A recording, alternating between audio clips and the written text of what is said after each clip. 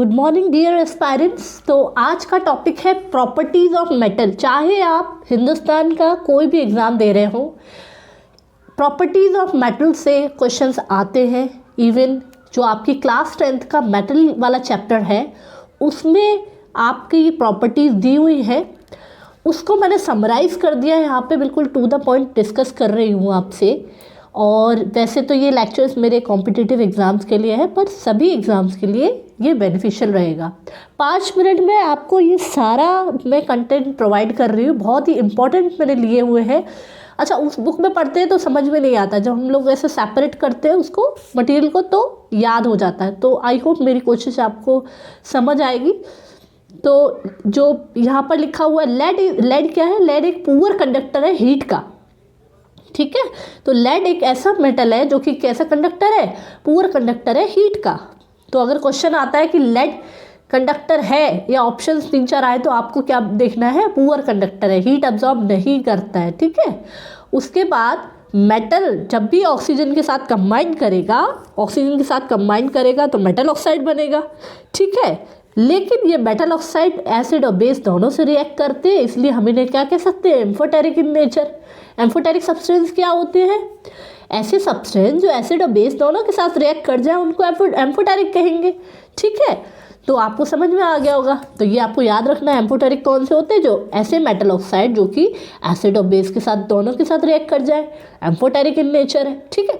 उसके बाद lithium float on kerosene oil. Lithium एक ऐसा मेटल है, बहुत लाइट मेटल है, जो कि कैरोसिन ऑयल पे फ्लोट करता है।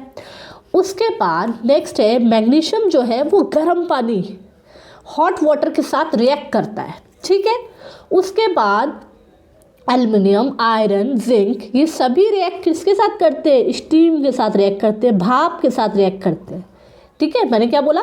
Aluminium, iron, zinc react with the steam, यानी भाप के साथ रिएक्ट करते हैं। याद रखिए, मैग्नीशियम केवल गर्म पानी के साथ यानी हॉट वाटर, एल्युमिनियम, आयरन और जिंक स्टीम के साथ। उसके बाद लेड, कॉपर, सिल्वर, गोल्ड, ये कोई भी पानी के साथ रिएक्ट नहीं करते हैं। No reaction with the water. याद रखिए, लेड, कॉपर, सिल्वर, गोल्ड ये रिएक्ट नहीं करते किसके साथ? पानी के साथ कोई रिएक्शन नहीं होती इसकी। उसके बाद देखिए, copper does not react with the dilute HCl। Copper कभी भी डाइल्यूट HCl के साथ रिएक्ट नहीं करता है। यहाँ मैंने दिखाया हुआ नो रिएक्शन, ठीक है, आप देख सकते हैं। उसके बाद आयरन जो है वो कॉपर सल्फेट के साथ जब भी रिएक्शन होगा, तो क्योंकि ये आयरन बहुत हाईली रिएक्टिव है तो ये क्या बना लेगा?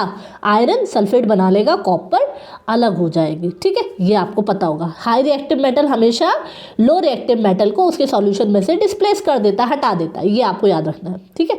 उसके बाद कॉपर सल्फेट और सिल्वर का जब भी रिएक्शन होता है तो कोई रिएक्शन नहीं होगा, क्योंकि सिल्वर जो है ये रिएक्टिव नहीं है, लो रिएक्टिव है बहुत ज़्यादा। आप रिएक्टिविटी सीरीज पढ़ेंगे सबसे नीचे आता है, ठीक है।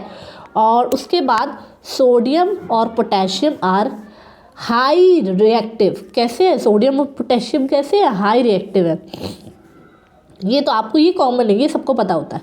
उसके बाद सिल्वर और gold do not react with the oxygen.